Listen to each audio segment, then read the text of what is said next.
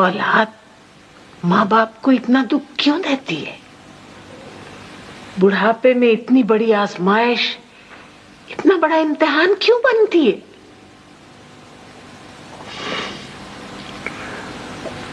आप जवाब की सख्ती से परेशान तो नहीं होंगी बेगम साहबा?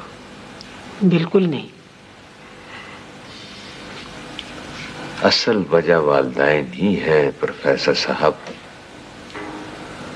वो औलाद को ना तो मकदूर भर सजा तक पहुंचने देते हैं, ना ही रहमत की जजा हासिल करने देते।